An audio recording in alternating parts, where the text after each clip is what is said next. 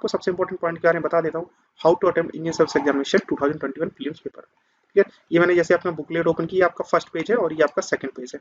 Clear, जैसे आप लोग देखेंगे फर्स्ट पेज में क्वेश्चन लगभग 5 से 6 क्वेश्चन आते हैं, फिर सेकंड में भी 5 से 6 क्वेश्चन होते हैं आपके। क्लियर, आपको इस तरीके से क्वेश्चन पढ़ना है बहुत अच्छे तरीके से, और अपनी राइट साइड में आपको रखना है ओएमआर सीट। आपने क्वेश्चन फर्स्ट अटेम्प्ट कर लिया है, क्वेश्चन फर्स्ट अटेम्प्ट कर लिया है, जैसे मान लीजिए इसका बी है तो आपने बी फिल कर दिया यहाँ पे। क्वेश्चन सेकंड अटेम्प्ट किया है, इसका सी मिला आपको, सी अटेम्प्ट कर दिया। क्वेश्चन थर्ड आपको लग रहा है कि मुझसे होगा ही नहीं, तो आप उसको क्रॉस कर दीजिए। आप उससे होगा नहीं, आपके बिल्कुल समझ में नहीं आ रहा है कि आप 2 घंटे बाद भी इसको सॉल्व कर पाएंगे, उसको बिल्कुल क्रॉस कर दीजिए। आप ये नहीं कर अटेम्प्ट कर पाएंगे तो उसको बिल्कुल क्रॉस कर दीजिए। फोर्थ क्वेश्चन आपको ऐसा लग रहा है कि मैं इसको शायद बाद में अटेम्प्ट करूंगा, आपको उसको गोला कर दीजिए, आप यहाँ पे मार्क कर दिए। मतलब ये हम नेक्स्ट टाइम जब हम यहाँ पे देखेंगे इसको, तो हम यहाँ पे इसको अटेम्प्ट करेंगे, इसको हम अटेम्प्ट करने की कोशिश भी नहीं करेंगे। 2 घंटे बाद बहुत सारी चीजें भूल जाते हैं आप, इसको ही क्वेश्चन को पढ़ने लगे तो हम टाइम वेस्ट नहीं करना है।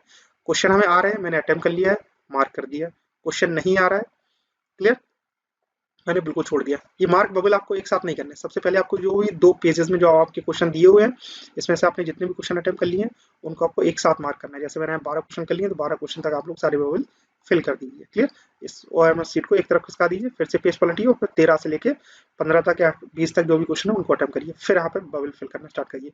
एक एक बबल, एक एक क्वेश्चन के लिए बबल नहीं बनना है, यहाँ पे टाइम बहुत कंज्यूम हो जाएगा आपका। क्लियर, और या फिर आपको पूरे क्वेश्चन अटेम्प्ट करने के बाद भी बबल नहीं बनना है यहाँ पे। क्लियर, जितना भी हो सकता है, जितना भी पोर्शन आप लोग कवर कर सकते हैं। मैं तो यही स्ट्रेटजी फॉलो करता था कि 2 पेज में जितने भी क्वेश्चन दिए उनको सारे का अटेम्प्ट करने के बाद बबल भर देता था। फिर नेक्स्ट पेज ओपन करता था, फिर नेक्स्ट मैंने जो भी क्वेश्चन दिए होंगे, जितने भी क्वेश्चन हुए आपके 7-8 जो भी क्वेश्चन हुए उनको सारे का अटेम्प्ट करने के बाद बबल भर देता था। लास्ट टाइम में मेरे पास एक प्रेशर नहीं होता था कि हमें बबल फिल करना है। लास्ट टाइम बहुत सारे स्टूडेंट्स ये गलती करते हैं कि लास्ट टाइम के लिए बैठे रहते हैं वो, और उनको जैसे मान लीजिए 5 से 7 मिनट चाहिए बबल भरने के लिए और उनको इतना टाइम नहीं मिल पाया, तो बहुत सारे बबल छूट भी जाते हैं और कई सारे क्वेश्चंस होते हैं जो वो अटेम्प्ट नहीं कर पाते हैं।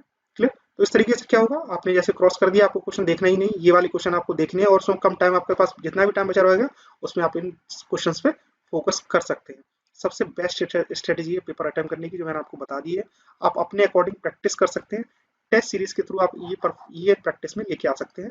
प्रैक्टिस जितनी अच्छी होगी आपकी, जितनी बार आपने पेपर अटेम्प्ट कर रखा होगा, टेस्ट सीरीज दे रखी होगी, सारी चीजें आपकी इंप्रूव हो जाएंगी।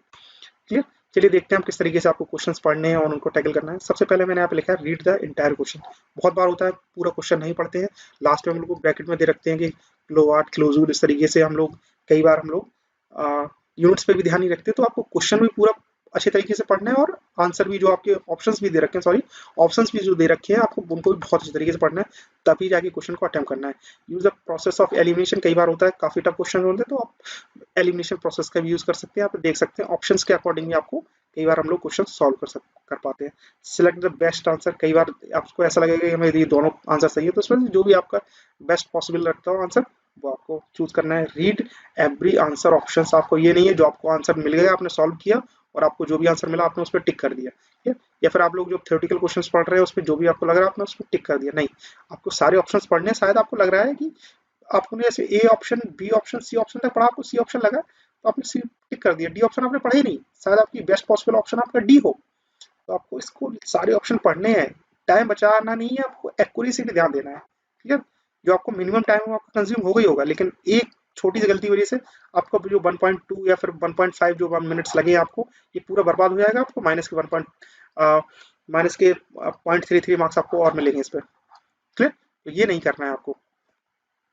और मेक, अगर आपको लगाना है तो थोड़ा बहुत एजुकेटेड गैस लगाइए, अदरवाइज आपको गैस लगाने की जरूरत नहीं। इंडियन सर्विस एग्जामिनेशन में पेपर को बहुत अच्छी तरीके से मॉडिफाई करके बहुत अच्छी तरीके से पढ़ने के बाद ही वो सेट किया जाता है। तो गैस बहुत कम लगाइए, जितना हो सकते हैं अवॉइड करिए गैस लगाने पर। लगा रहे हैं तो अपने एजुकेटेड गैस लगाइए।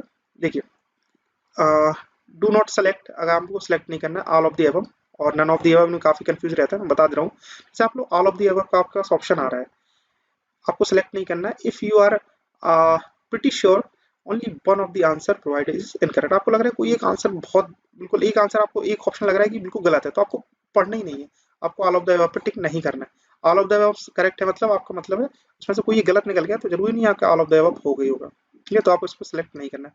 नन ऑफ द अबव, मान लीजिए कोई क्वेश्चन सही है, कोई ऑप्शन आपको जो लग रहा है वो सही है, तो आप नन ऑफ द अबव हो गई नहीं ना, तो इन सब चीजों पे थोड़ा फोकस करिए आप, कि ऑल ऑफ द अबव और नन ऑफ द अबव को टिक करने से पहले ये सारी चीजें श्योर कर लीजिए आप लोग, कि एटलीस्ट आपका एक क्वेश्चन सही होना, एक ऑप्शन आपको बिल्कुल गलत होना चाहिए, एक ऑप्शन बिल्कुल सही होना चाहिए, तो ये आप लोग all of the above, none of the above कर सकते हैं। असेशनल रीजन को लेके काफ़ी कंफ्यूज रहते हैं स्टूडेंट्स।